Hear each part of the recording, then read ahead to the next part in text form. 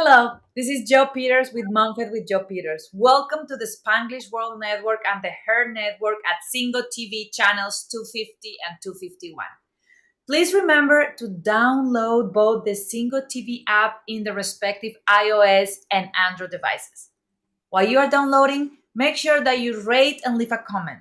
The app is free. Single TV is also available in Google Chromecast, Amazon Fire, Fire TV, Roku, and Roku Stick in all the smart TVs since 2016.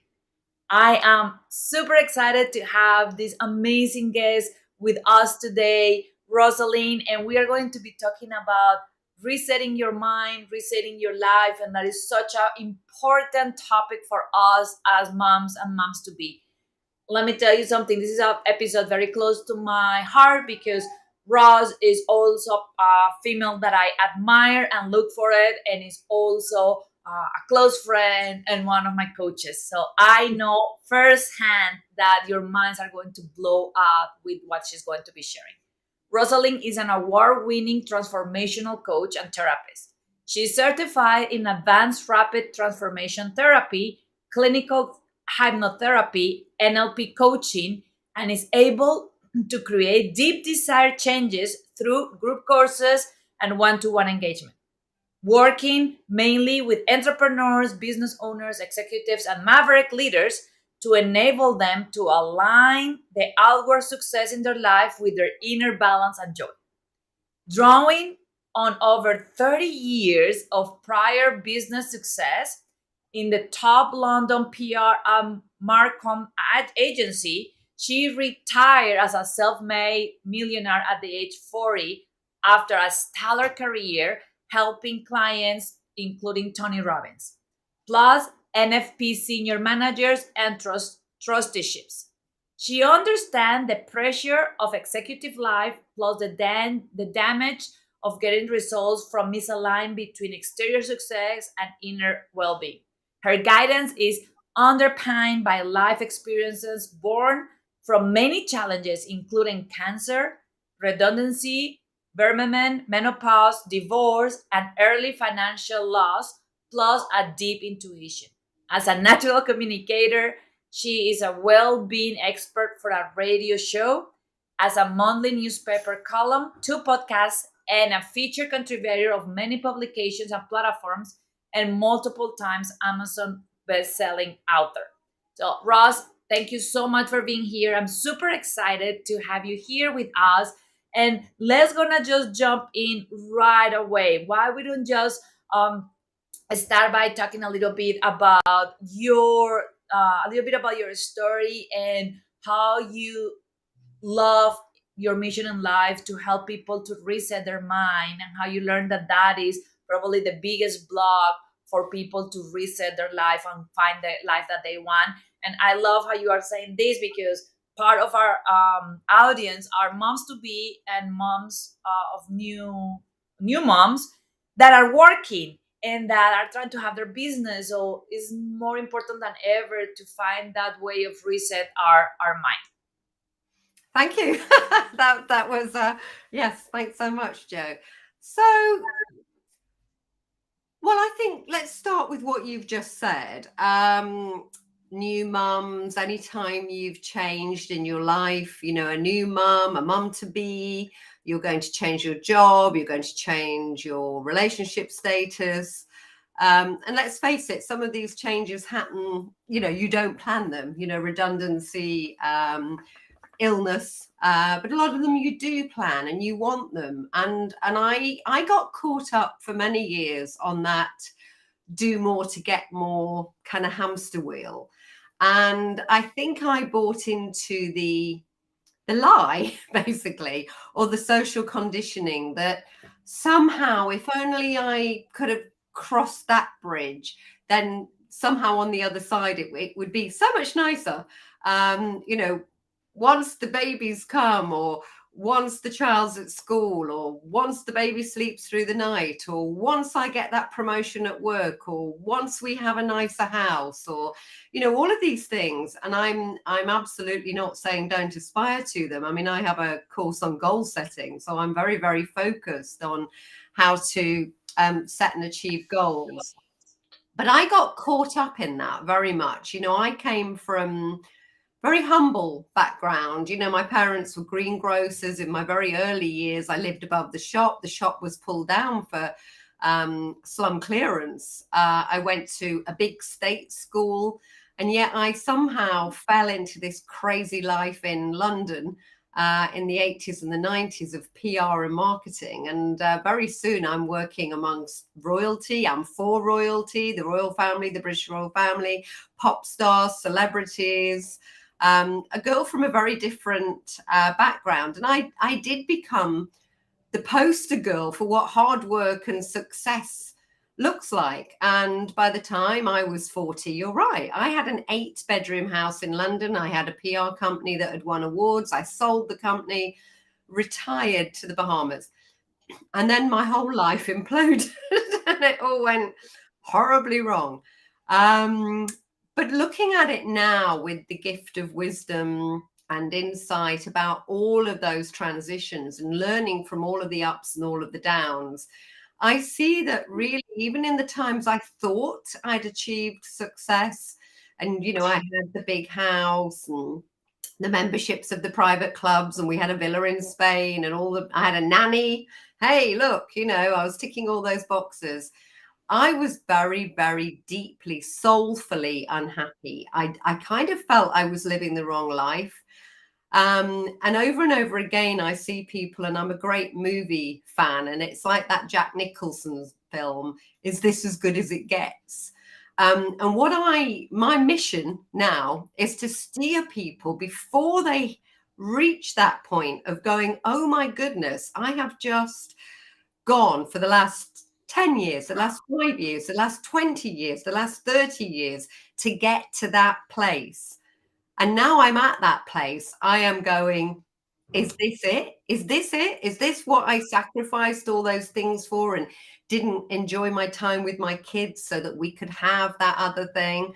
And it is really about that alignment between your aspirations, your goals, having a better life, up leveling your life, but actually genuinely enjoying it and also living your best life and your soul's purpose.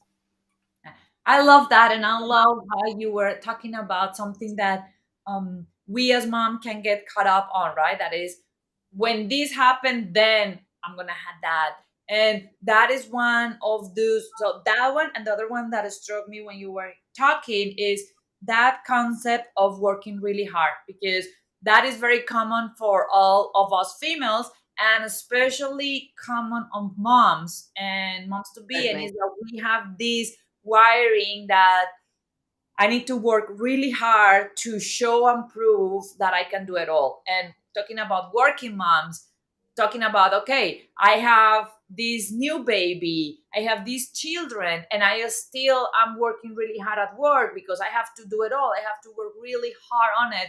So for moms that are going in that direction right now, that are like you, starting to feel overwhelmed, that are starting to feel like I am going through the motions, but it's almost like I'm going through the motions, but I'm also seeing myself as an observant, and I am not enjoying anything that I'm doing. I'm not enjoying the work. I'm not enjoying being a mom. I'm not enjoying being a partner or a wife. How they can start getting out of that cycle that society, to be honest, put us on and don't want us to get out of that, because they just want us to go through life with that mindset. So how they can start moving out of that. So I'm going to make a note because I think there were 3 questions in there, and I'm just going to make a very quick note because I want to answer all 3. So first of all, at the end, you effectively said, we do these things, a lot of them because of our kind of social conditioning, our parents' expectations on us, the way we went to school, the way the society we grew up in.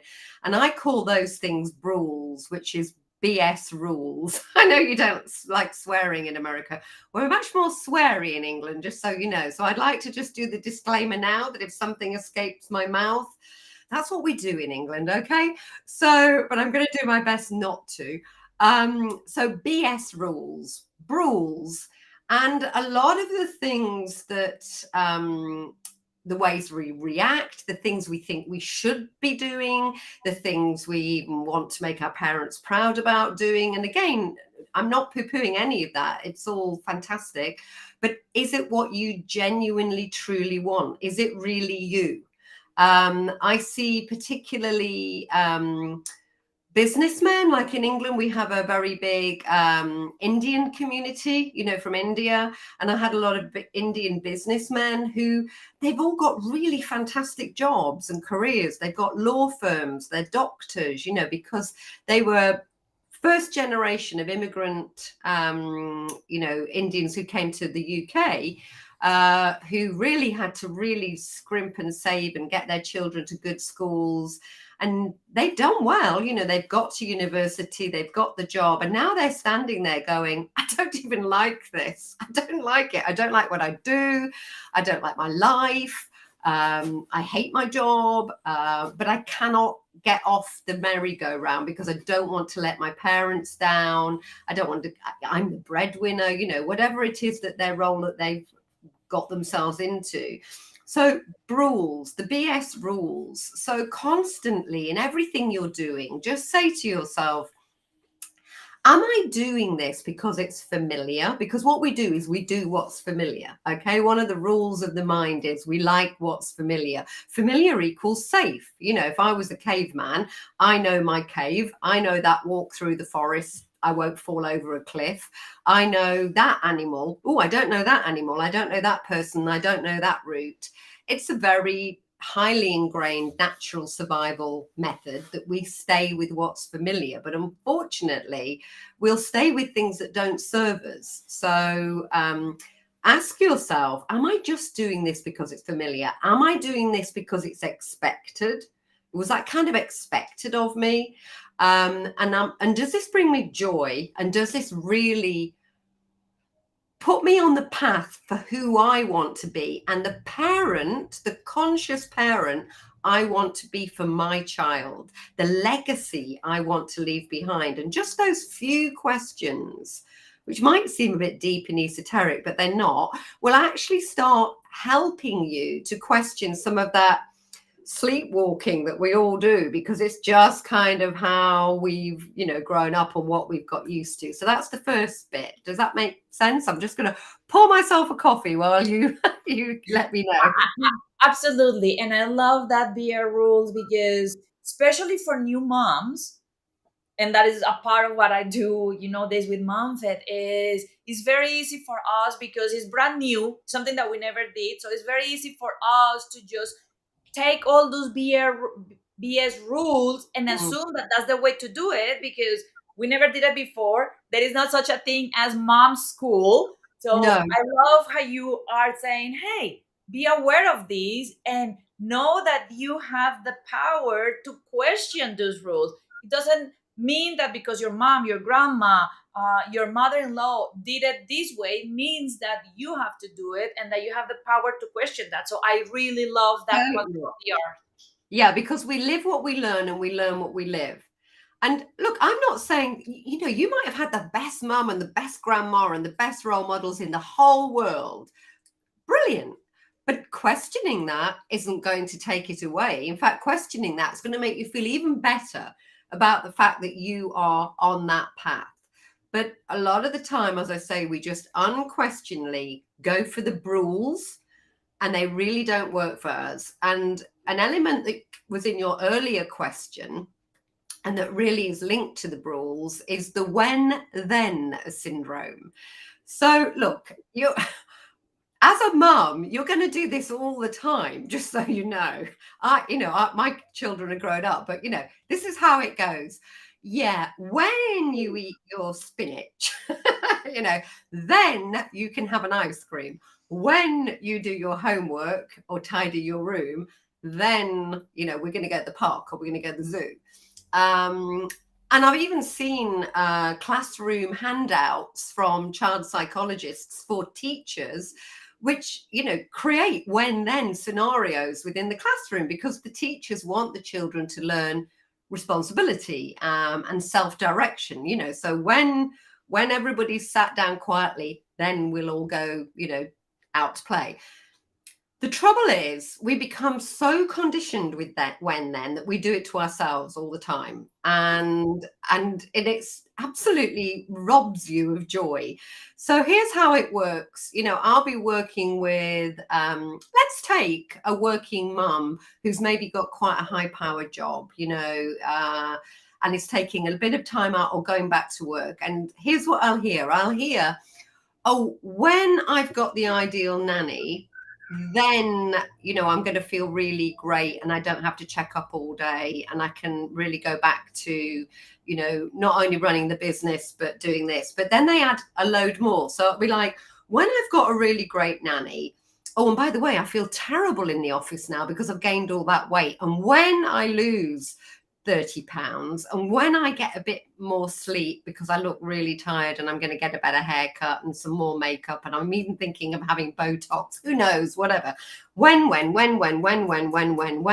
then I'll feel good. Then I'll take out some time for me. Then, my husband and I will start resuming normal life and relationship together. And the trouble is we're so conditioned with the when then that we put more and more whens on ourselves, and we forget about the then. We forget about the reward. We forget about the checks and balances, and we don't even know we're doing it to ourselves, and it's exhausting. I love that, because when you were talking, I was almost thinking about, it's almost the same concept of why is so talking about affirmations. That's one of the things that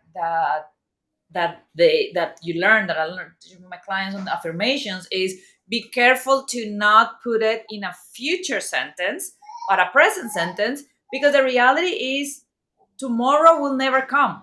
Tomorrow will always be tomorrow. So if you put it in a future sentence, you're going to always work into that future, but it will never arrive. And it's the same with that when then, because then you are, that when will always come, will always push back. You will always have something else on when to condition Absolutely that feeling of how you feel. And what I'm hearing from you is things like enjoying your family, enjoying being a mom, embracing struggling being a mom, embracing don't liking to be a mom sometimes, are things that you do not have to earn after you accomplish something else.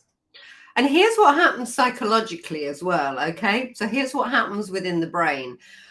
Within the brain knows that it's being conned in a way. The brain knows that you are going, oh, when then, but you're going when then, and that the whens are becoming so arduous, so difficult, such a mountain to climb. And your subconscious's only job really is to keep you alive, and you're exhausted and you're getting more and more unhappy. And so your brain, your subconscious, literally goes, boy, I need to intervene here. This ship we live in, this body, this ship that we live in, no, this is not good. I need to intervene because she is not giving herself a break. And so your brain then goes, oh, I know how to give her a break. I'm going to, make her ill, or I'm going to make her procrastinate, because if we don't do it, it won't happen. If we don't do it, it's not one more thing on, or we're literally going to start self-sabotaging. So the minute I have people who come to me and on their form, they say, I'm really procrastinating, I'm really self-sabotaging, I immediately know a couple of things about them. One of the things I know is they're probably a perfectionist, so they've got very high quality standards because they're trying to do it all, like you said before. But now they're, like those people in the circus spinning plates, they've got many, many, many more plates, and my child, not only must my child be happy, my child must be self-fulfilled and healthy and go to a good, who knows, whatever, this pressure. And I must get my figure back, and I must go back to work and not let that person who took over my job while I was away edge me out, and all of those things. And it's all when, pressure. I must, do it. And your subconscious will give you a get out of free jail card if you play Monopoly, or a get out. And the get out will be, it will start putting the brakes on, i.e. procrastinating. I'm not going to do it. If I don't do it, I can't get it wrong. If I don't do it, I won't be exhausted. Or literally self-sabotage. And that's what I did many, many years ago in the 90s when I had a small child. I had my PR company. I really wanted it to do well. It was really doing well, but I had the good sense to recognize I was self-sabotaging. And there's a part of me going, why am I self-sabotaging the business I love, my own business, everything that's providing for us? But it was because of that. And if that resonates with you, that is because that is what is turning up with you, and you are doing that. Two things that I love about what you said. One thing that I love, and one question that is going to be $1 million question. The thing that I love about what you said is a perfect answer for a lot of the questions that moms and moms to be can start bubbling. Because the first thing that we are used to it by social conditioning to think is, what is freaking wrong with me? Yeah, I'm exactly. such a failure. Yeah. I am a procrastinator. That is really bad. I wish I had the discipline. And then the trick is that sometimes inspires us to try even harder. Because if I'm a procrastinator, if I'm not doing the things, then there is something wrong with me. I need to try harder. And then we get into that infinity loop, because as we try harder, based on what you explain us, the brain is going to make you procrastinate and stop even more. Brain's going, let's give you a break here. So the more you're pushing, the more your brain and your subconscious, which is literally trying to keep you alive, is going to go, oh, hold on a minute, this is not a good plan. Let's put the brakes on here. And then you just think that fundamentally there is something wrong with you. What's wrong with me? Absolutely, 100%. Well, that's what's wrong with that behavior. Okay, there's nothing wrong with you. You're a complete wired human being, but that is what is wrong when you get into that pattern. So for all of the over 500,000 moms that watch us, I want all of you to have a deep breath and say, yes, I have that answer now, that is a cycle, and that is nothing wrong with you. That is actually you learning to listen to your body and say, oh, when this starts showing up more and more, instead of keep pushing and thinking what is wrong with me, what we need to do is step back and say, wow, this is a red flag. My body, my brain is telling me that we need to do some adjustment. So I love that. Ross, one of the $1 million questions, how moms can start getting more of the then before they get all of the when. So how they can start balancing that, how they can start looking into that then feeling, then life, without thinking that they need to earn it after they meet all those wins. I think the first step, because you will be in that conditioned response that you do need to earn it. And I think it's very difficult to immediately step away from that. So I think the first step is to create lots more thens, be aware of the whens. So let's go back to that scenario with our businesswoman who's going back to work, and she's doing the, when I've got the perfect nanny, when I've lost the weight, when I'm looking good and I'm rested, and when I go back and I have a new haircut and I get some more clothes, then I'm going to feel okay back at work, or then I'm going to go back to work, whatever it is. You make each when have a then. Okay, so it's like, so when I get, and again, I want them all to wear a badge or a shirt going, I am a recovering perfectionist, so you're not going to get the perfect nanny, okay? Because that's just, okay. So when I get a nanny who meets my absolute, must criteria for how this is going to look and feel, then what's your then? Then I'm going to go to a spa for a day, or then I'm going to, do something lovely for you. It's all about doing something lovely for you, for your heart, your health, your mind, your body. So we've already chunked it down, and your mind is already going, oh, I get this. There's a reward. It's a seesaw. This is fair. This is fair. I get it. We've put some effort into finding this right person and interviewing them and having a really, whatever. Oh, we've done it. Brilliant. Here's the reward. And so you chunk down the whens and thens so that you're actually having it fair, reciprocity, give and take. So the next step would be for her, and when I've lost the weight, well, okay, what's a realistic amount of weight? Let's not go for, looking like Claudia Schiffer, straight away. We're human beings, not supermodels. When maybe I've started that diet, or when maybe, I've started While Fit, when I, have just joined the gym again, or when I'm doing Pilates and getting back my mojo, or when I just go for a walk and feel better because I'm out with the baby in the pram and I'm getting more fresh air and more exercise. Then and again, what's going to be your reward? And your reward might just be a really long hot bath, reading a book with candles. I don't know.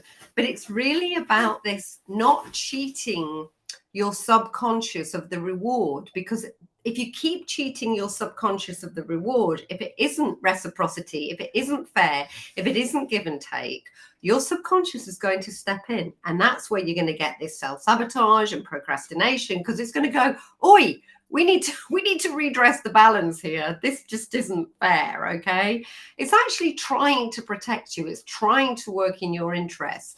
So treat it like a part of your team, and go, oh, okay, yeah, we're gonna have a lot more fairness, a lot more, reciprocity, give and take. So I'm not sure you ever entirely get out of when then, because I think it's so deeply socially conditioned.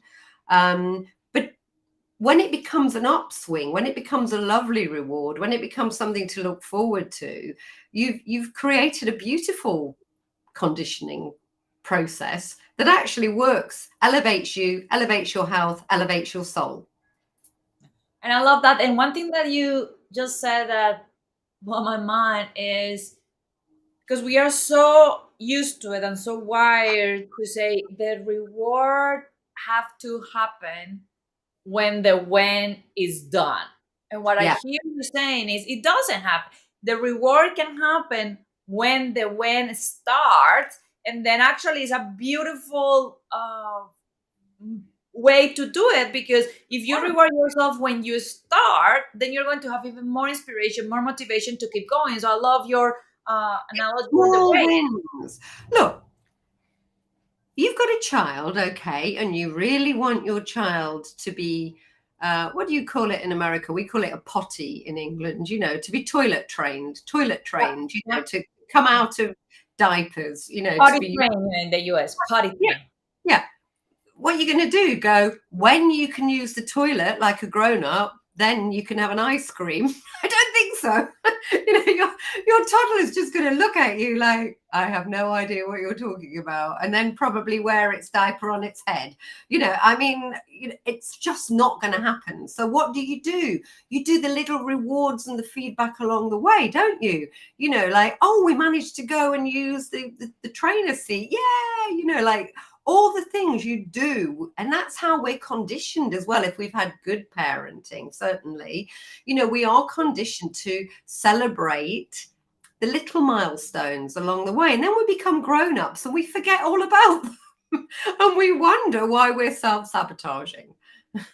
One thing that I will start doing, and will be a nice check and, like you always talk about, check and balances, is at the end of the month start thinking what was your then. So what you did that month to celebrate, to reward Yeah, yourself, to do something nice for you. And then if you say nothing, then you can start saying, so I didn't did anything good in 30 days.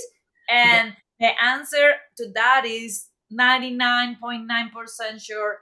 No, you did something. So that will start creating that habit of you to start almost forcing your mind to actually see those milestones and get conditioning to get something on the positive feedback on those.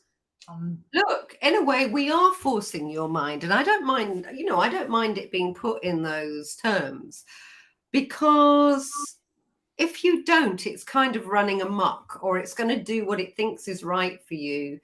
But it isn't. Okay. So another good example of that would be the negativity bias. So again, let's go back to our caveman, because I like to say we think we're super sophisticated. We're just cave people with very good clothes, nice houses, and good haircuts. We fundamentally, there's a part of our brain called the limbic amygdala that is that primitive fight, flight, or freeze part of our brain. What do I do when faced with danger to survive? And so we go back to all of that. So the brain has a negativity bias. Now, very clever people at Harvard or somewhere have actually taken the time and effort to study this with people based on all of their thoughts, based on the way they behave and, speak. And they've come up with a conclusion that we have about a 5-to-1 negativity bias. So we are literally wired, because there's a part of our brain called the RAS, the reticular activating system, which is like a funnel, if you like. It's like a funnel. I like to say, and this is probably showing when I used to go to the movies a lot, but let's think about Terminator. If anybody's seen Terminator, the movie, or an alien, I'm sure you can imagine it if you haven't seen Terminator. So Terminator goes around and he's a robot and he's programmed to look for humans because he's going to kill humans, okay? Or Sarah Connor in particular. So he narrows everything down. Oh, it's a tree, it's a thing, it's not a human, it's another robot. Oh, it's a human. There we go. He is programmed to look for what's wrong. And in the Terminator's world, what's wrong is a human being because they want to kill them all, okay? And that's what our brains do. We are programmed to look for what's wrong. So again, going back to being a caveman, I'm out having a lovely time picking some berries, but there's a part of me that suddenly goes, saber-toothed tiger, or what's that over there? Or those berries don't look like the berries I thought they should be, or a big cloud or a storm or something coming in. It's survival.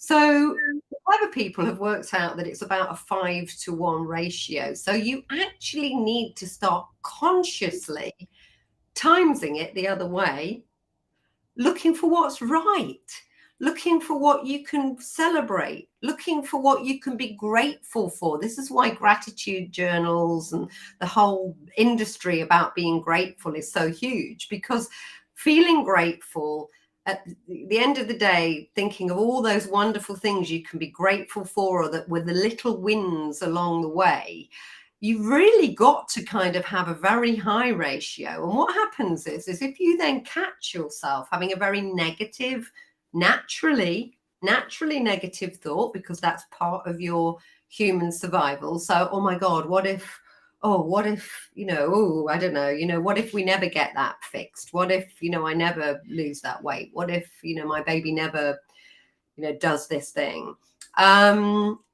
Understand, stop yourself for a moment and go, I get that. That's me. That's my survival instinct. That's me keeping me alive and my family alive. I'm now going to think about 4 or 5 wonderful things. And look, here's how it works. I worked this with a client and she said to me, well, it's just ridiculous. It's just ridiculous. And I went, try it. And then when we checked in with each other, I said, how did it go? And she was like, well, I was sat at my desk and a terrible email came in and it started making me feel really stressed. And so I thought, oh dear, I better find 5 things to be grateful for. And she literally went, the coffee is nice. I like this chair. I have to say, she possibly didn't do it as whole heart-centeredly as, but the point is you are retraining your brain. And what happens after a while, it feels really weird at first, just like riding a bicycle without the trainer wheels, or bowling on a bowling alley without the inflatables down the side of it, just like a child walking. Feels really weird at first. Lots of things feel really weird at first. And getting back into this different ratio of actually undoing the natural negativity bias of the brain feels weird at first. And after a while, it becomes absolute second nature. And I cannot tell you how different your life and your world and living in your body will feel when you get to that point. And I love that overall. And I think that you just touched on one of the most critical things on the motherhood journey, especially on the first 12 to 18 months. And that is, we talk a lot about intrusive thoughts. And people talk about it, but we as moms don't talk about it because we feel ashamed of it. And in those intrusive thoughts, for the one that are moms to be, those intrusive thoughts are when you start having weird thoughts about, what if my baby drawn in the top?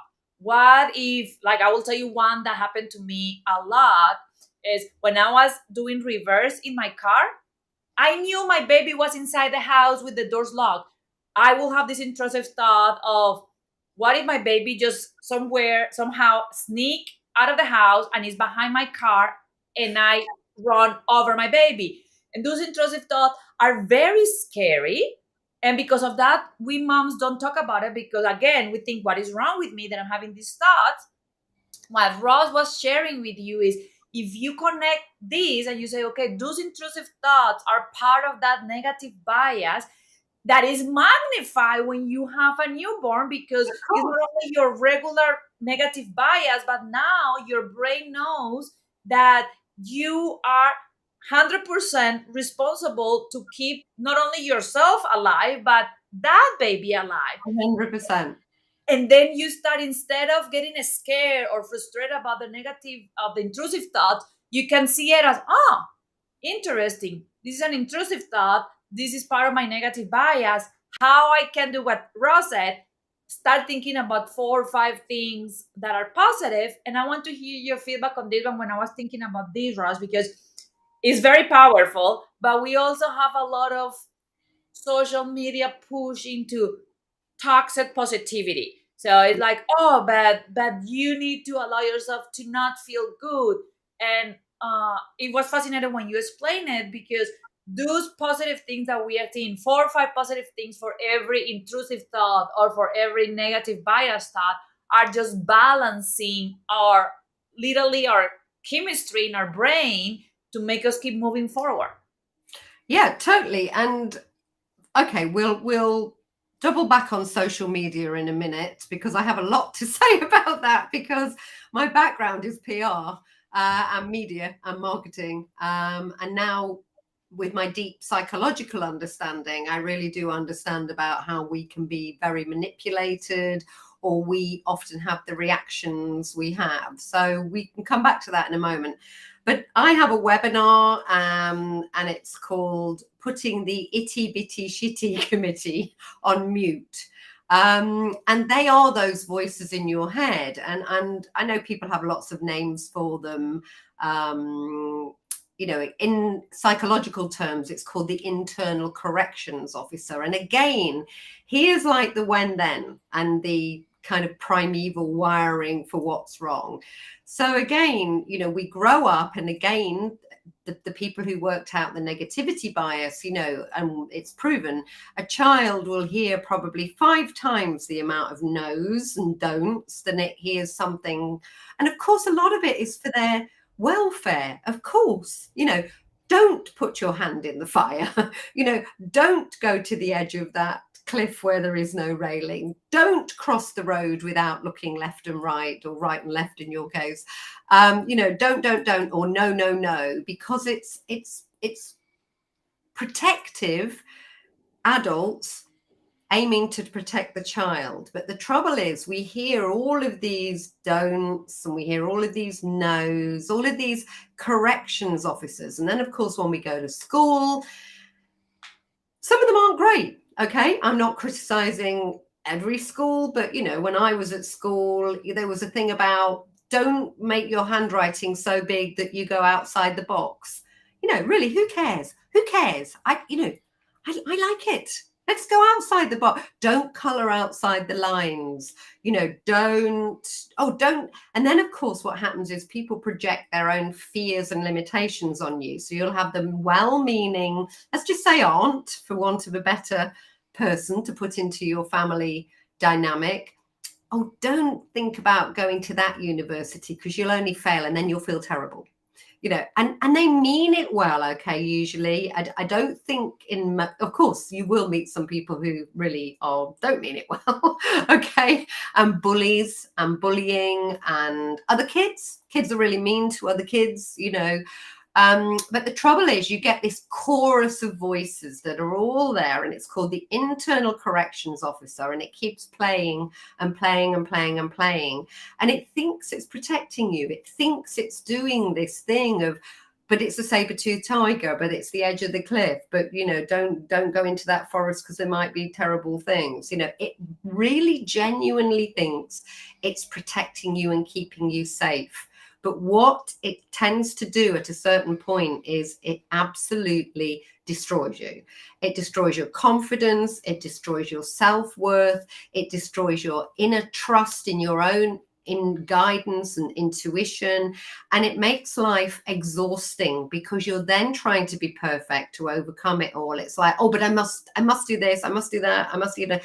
So putting that chorus, that internal itty bitty shitty committee on mute is also absolutely key. So again, when those voices start to turn up, question them. Go, are you doing this for my benefit, or are you doing it just because you were projecting your fears onto me? Or is this, Mrs. Brown, my horrible teacher in grade school, talking because she actually didn't like children? or is this my headmaster talking because I went to a school that really valued children who went into the sciences, and I'm an artist, I'm very right brain. Look at me, I've got a career in fashion or whatever. They did not value it in my school. They were never going to value it. So they were always going to tell me I was wrong or doing something wrong. So again, getting that on mute and awareness, you're halfway there. So just be aware of it, because it will push you and push you and push you into this insidious perfectionism that won't serve you. It won't serve your child. It won't serve anybody. It will just lead to unhappiness, feelings of inadequacy, and exhaustion. I love that. And actually, to go back into that intrusive thought that I had with the baby, is what Rob was saying about cutting yourself out and questioning yourself. So after a couple of times, I question myself, so like this is ridiculous. Like the door is locked, but then I create what Rob was saying, something positive. So then I have now this tradition with my baby that every time that I'm living without him, he is waiting. Like in my garage had my living room window is right on my garage. So now the tradition is my baby always say goodbye from that window. So as I'm backing up the car, I can from the corner of my eye see my baby inside the house. Or even when the intrusive thought and the negative bias come into what if we run over him, I immediately have an anchor that says, no, this is trying to protect us, and I can see him inside the house. Ross, let's gonna touch because I know it's ridiculous how fast time goes when you're having fun. It's gonna start touching really quickly into that part of the social media and how it's becoming so toxic for expectations of moms and moms to be. Okay, just very, very quickly before I do, I made another note. When that intrusive thought or that weird thought comes up, make friends with it, okay? Don't go, oh, this is ridiculous. Go, thank you. Thank you for turning up.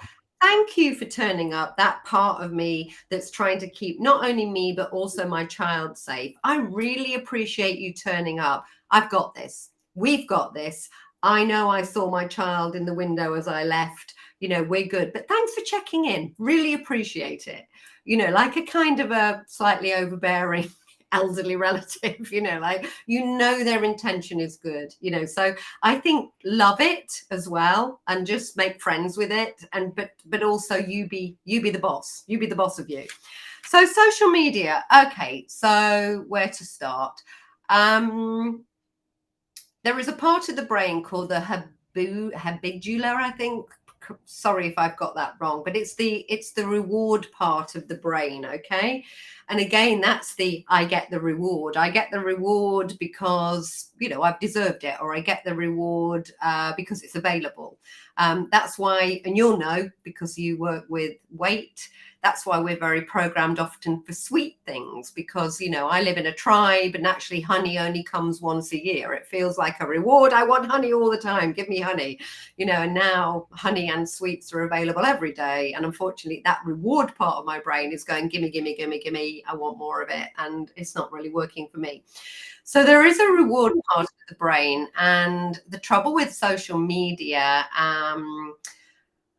it works on likes. It works on the reward. How liked am I? Oh, look, I did that post. I got 30 likes. I got 40 likes. I got 100 likes. I've got more followers than you. I've got all these people who, oh, look at me, and that reward part of the brain is constantly being, well, rewarded, when it's going well. Okay. So it works on a very basic human fundamental. That's why if you've ever bought anything on eBay, we have eBay. You have eBay, don't you? Yeah. Okay.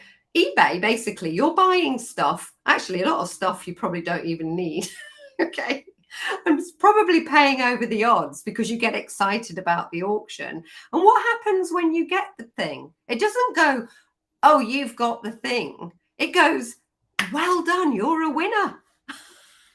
Well done, you're a winner. It's like being back at school and you got a little gold star or a big tick or a smiley face. It works on the reward. Gambling works on the reward. It's why people want more and more of it, and they need a bigger and bigger hit. And unfortunately, social media, and this is even the positive aspect of social media, when you're getting likes and when you're getting it works on this reward part of the brain. And so it becomes kind of slightly addictive, to be honest, particularly if other aspects of your life are challenging, because it's real life, and the washing machine has broken, and your husband drank too much last night, and your baby was sick and cried the whole night long. And it's like, oh, I can go over to this place and get that reward. I'm going to put something, get that reward.